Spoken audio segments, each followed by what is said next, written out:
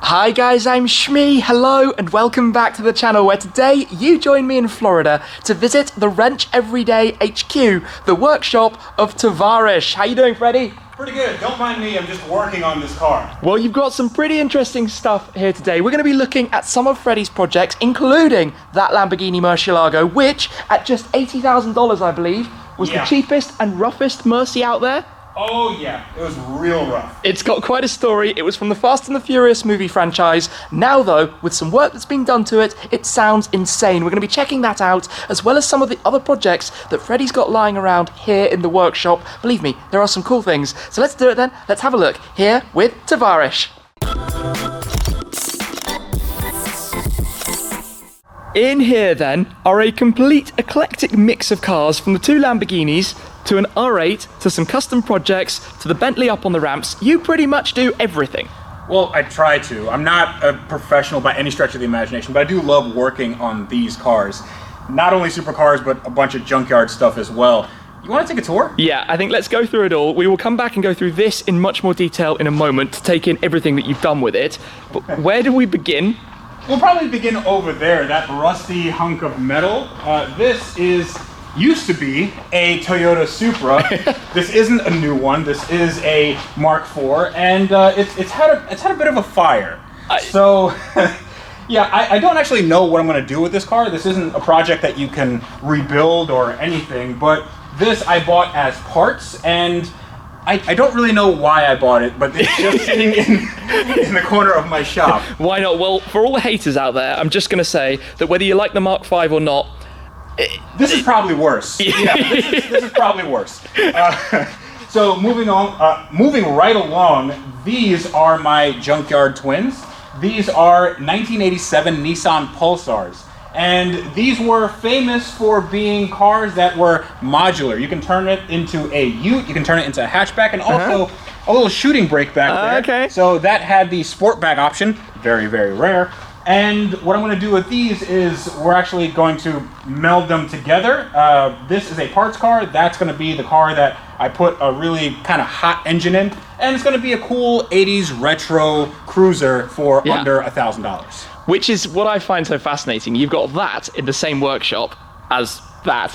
To be honest with you, this stuff excites me just as much, if not more, than the really expensive stuff. Yeah, because cars are about a story. I love a story. I love just having experiences with cars. And all these cars are just a bunch of experiences that I've had, and it doesn't matter if it has 100 horsepower or 500 horsepower. Yeah. But speaking of 500 horsepower, this is my SL55 AMG. This was the cheapest one in the country. I bought it for $8,900. $8,900. What was that new? This was probably around $120,000. That's insane. Yeah. So this has around 550 horsepower. Yeah. It has some engine work done. I've taken out the ABC hydropneumatic suspension, and I've replaced it with some adjustable coilovers. Yeah. So it handles very good. This is actually getting a manual conversion. And I've been going around trying to see what the best transmission is, but this is going to be the very first manual in the world. Really? Well, hopefully nobody does it before me. Yeah. I've been on this project for quite some time, so maybe somebody will beat me to the punch. And then in front of it, the Gallardo. Oh, this is a Volkswagen Beetle. This is a kit car. Yeah. Yeah, so it's don't worry about this. Just body panels. Yeah, just body panels. Just cool looking exhausts and, you know. Yeah, this is my 2008 Lamborghini Gallardo Spider, and I bought it fire damaged. This had a slight fire. It wasn't too bad, but one entire side was just completely engulfed in flames, and it had a lot of cosmetic damage, but it also had a lot of mechanical damage because this was a twin turbo setup. It had a built engine and all that stuff.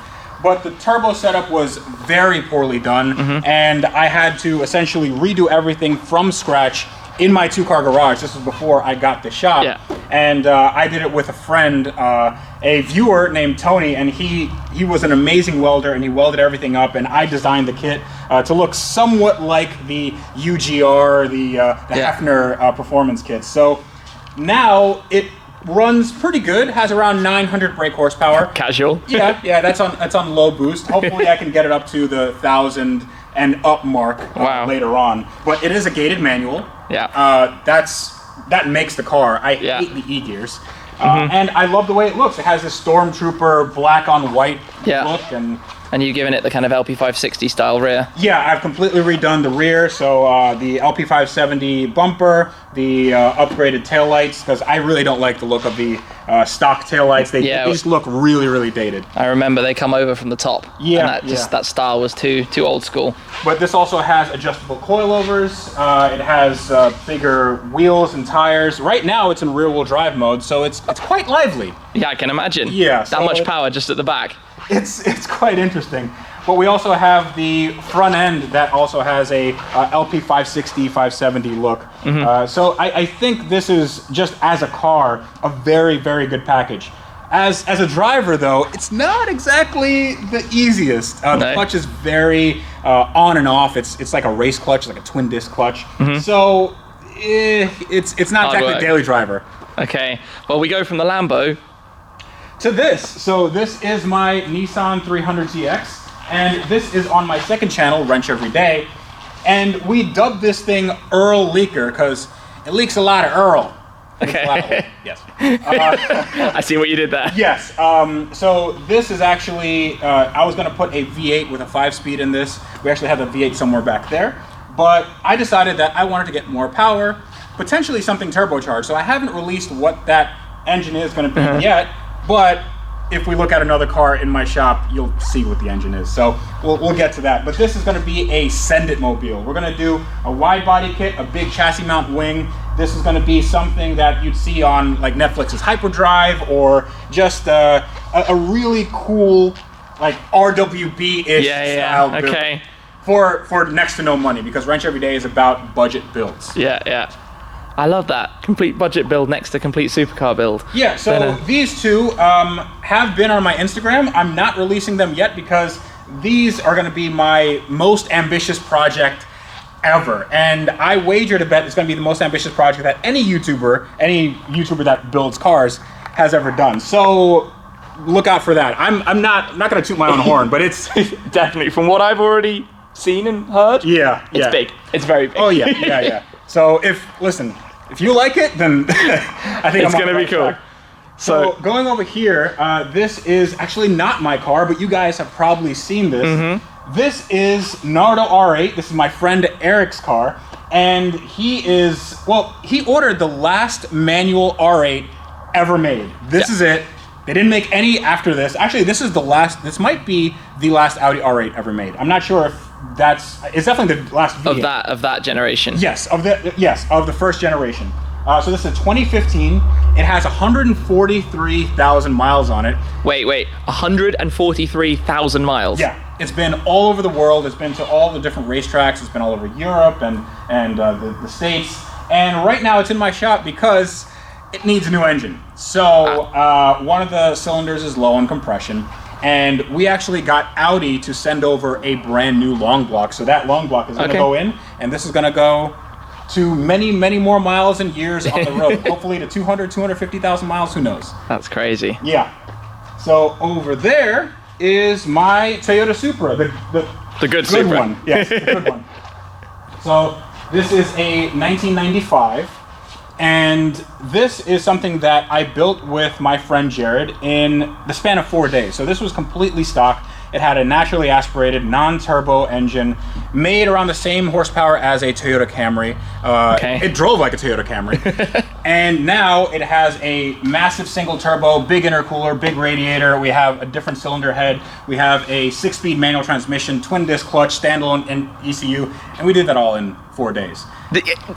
You did all of this stuff. So I like cars, but I have no idea how you would do all of that. I don't even know where to begin. Did you ever play with Legos as a kid? Yeah, of course. It's like that, except some of the Legos are missing. You have to grind some of them down, and they're very oily, and they can also cut you.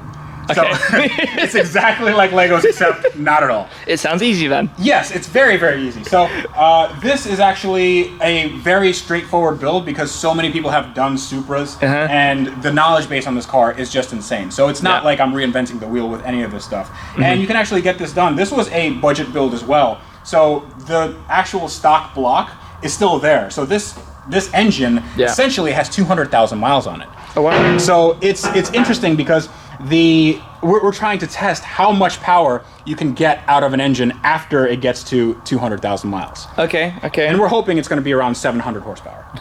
Nice. Yeah, so it's just a mild 700. Yeah. Yes. So if we come over here, we'll see my 2004 Bentley Continental GT. Watching out for some lovely freshly painted. Oh yeah, don't step on those. Those are important. Yeah, sorry, this is a shop and everything is everywhere right now.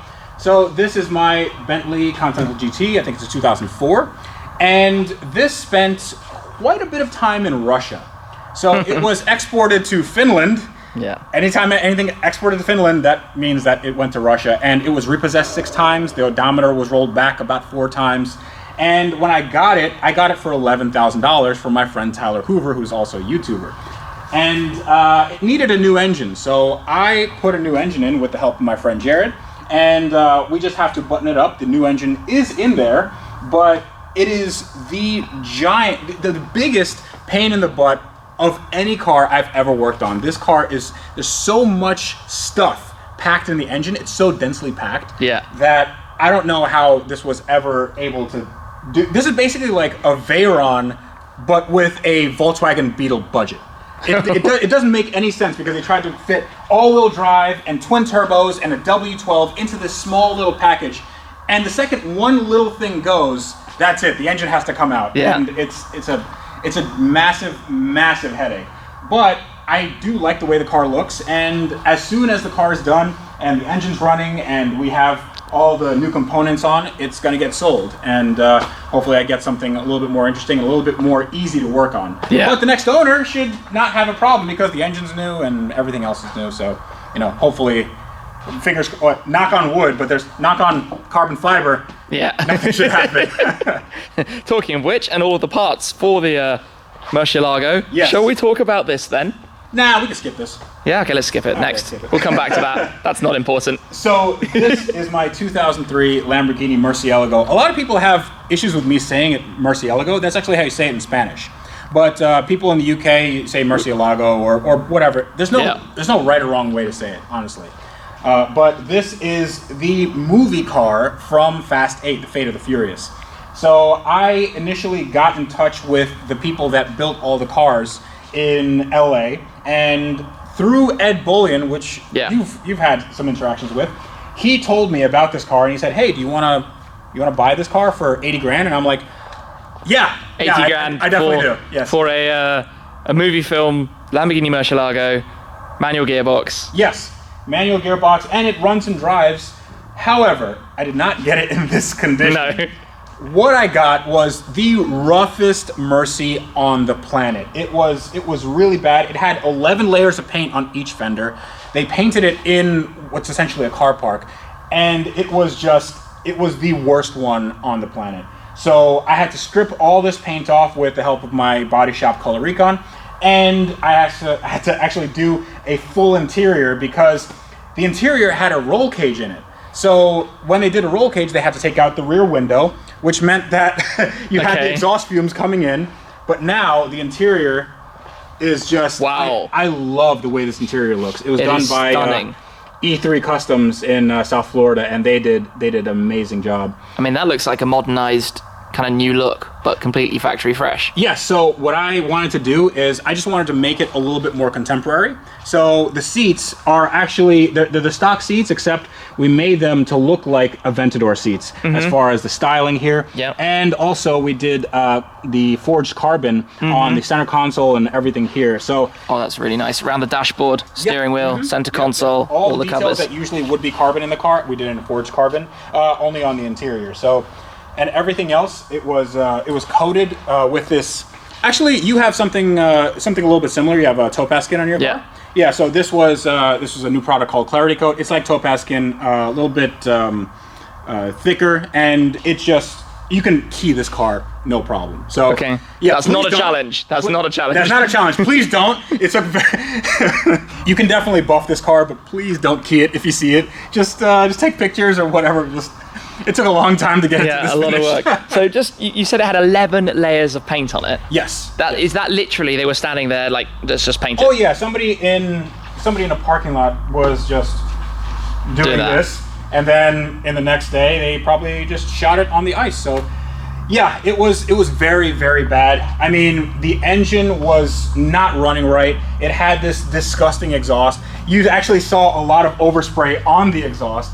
So right now I had a Fabspeed, which is the same exhaust that Paul Wallace has on his LP640, and it sounds Which looks great. awesome. I visited Fabspeed at the very beginning of my tour in the US. Oh yeah, they're awesome guys. Really awesome guys. Great to go and see. And then we have that fantastic engine, the nice old naturally aspirated V12. Oh yeah, I mean, this thing is like Lamborghini's Chevy small block. This is the Bitterini V12, the 6.2 liter version, and I like it. It's good. It's a workhorse.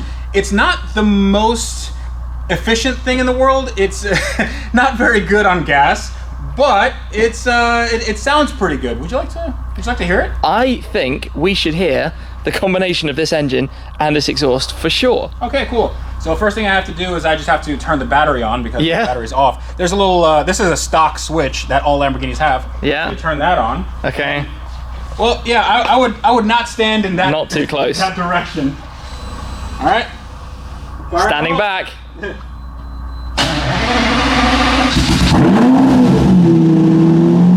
Not bad. It's nice and quiet. Yeah.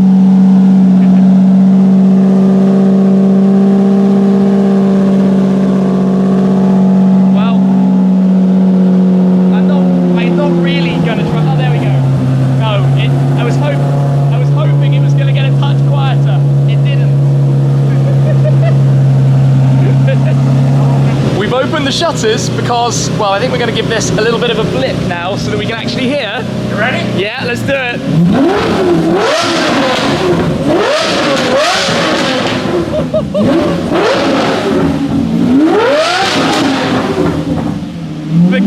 The cracks, the noises. Oh, yeah. It like snaps.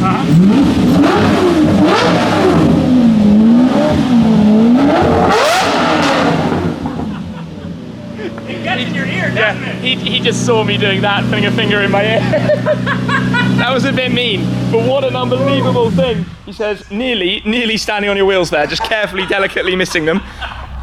Yeah, that's Did you hear that? Yeah, my ears, I'm actually shouting over the camera now because my ears are still recovering. Oh, yeah. Okay, that was insane. You've got a lot of parts to be installed on this car still. Yes.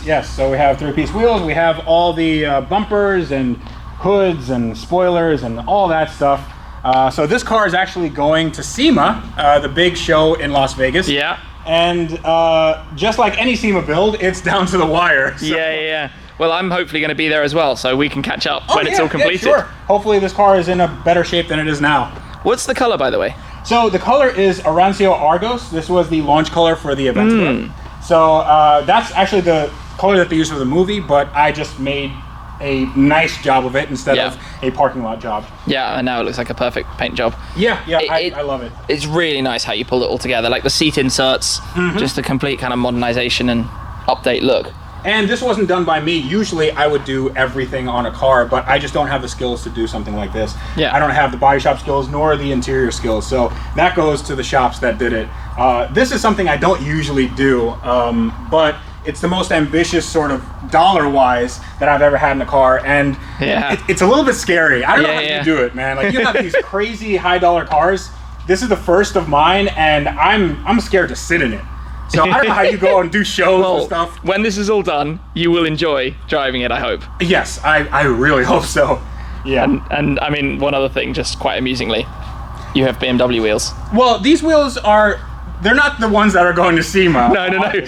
They're a bit small, a bit inside. Well, what's interesting is that these wheels kind of make it look like it's the world's best kit car. Yes, they actually do. Well, it's actually a BMW Z4, it's just... Yeah, with a body kit on it.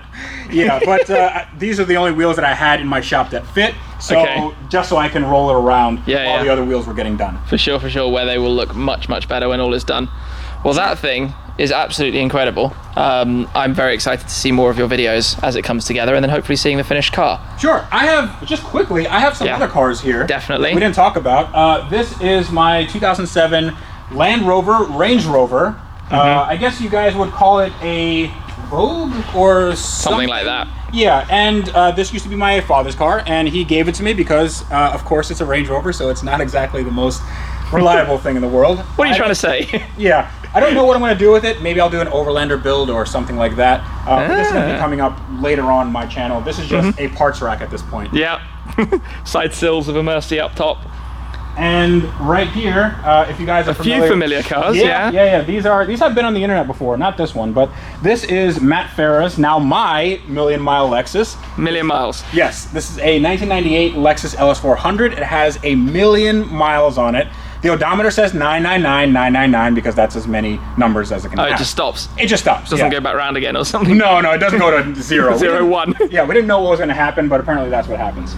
So this car, everything works on it, but it's a little rough around the edges, as you would expect with a million-mile car. It does leak quite a bit of oil, so I'm going to go over all the mechanicals, and then I think I'm going to restore it, and then maybe give it to a museum, or if Jay Leno wants it, or something. Okay, that's cool. You know, here you go. It's a Lexus Ls400. It's in perfect shape.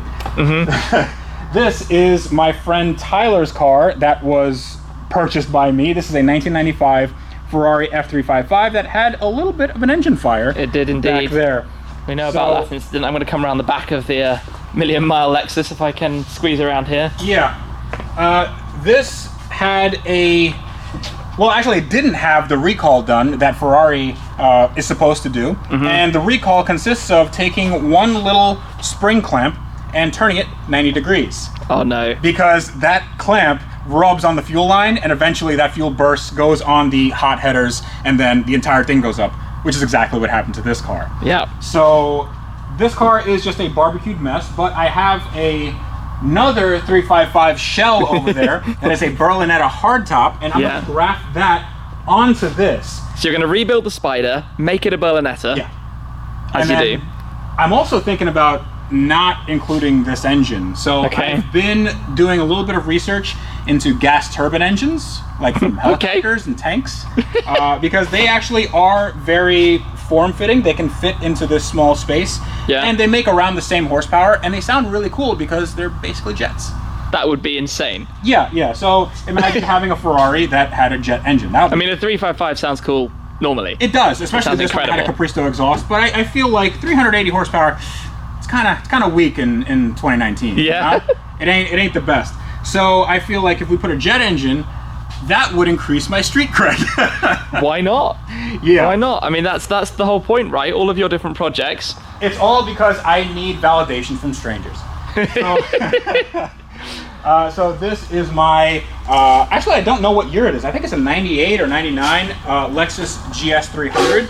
And I haven't actually shown this on my channel because this is going to be on the Wrench Every Day channel. And one interesting thing about this car, other than the 2JZ with single turbo and kind of junkyard build there, is the fact that... Oh! Look at that. Ooh. Yeah. See, you can't call them suicide doors. This is carriage doors. Okay. Like that. Aha! With the curtains. Yes. So this car is very, very, very rough around the edges.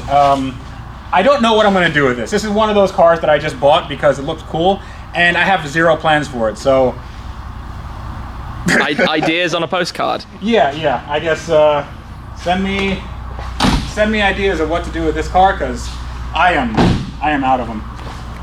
We've got like some carbon effect. Well, this would be a carbon fibber.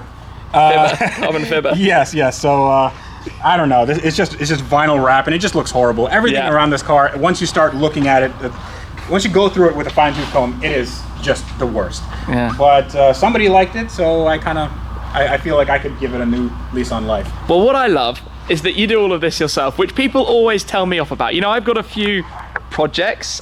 You know, my Focus RS, for example, and everybody always tells me that it's not really my project, so I'm not doing the work. That is so stupid. No. It doesn't matter if you do the work or you have other people do the work. If you have the passion and you contribute to the story of your car, that's all that matters. You love that car, and that car is a part of your life. So that's all that matters. Who cares who does the work? I appreciate that. Well, there we go, guys. From somebody who does actually know about doing this stuff. Listen, don't. No. I don't know about nothing. Just some guy, man. Just some guy who takes out engines and swaps and does all of these kind of crazy things and has a completely random Supra in the corner. Oh yes. Next to the Murcielago. Well, that thing is epic. Best of luck with it. Great to be able to see it. Thank you so much for coming by. No, my pleasure, my pleasure. It's been fantastic. Well, guys, Freddy's channel, of course, if you don't already know it, the link is down below. You can go over and give him a follow. We will hopefully catch up again in a month or so, and that's all. Oh yeah, you should. I want you to drive it. Oh, yes, please. Let's definitely make that happen. All right then, guys, thank you very much for watching. As always, appreciate your support. Do go check out Freddy's pages, and we will catch up with you again very soon. Cheers.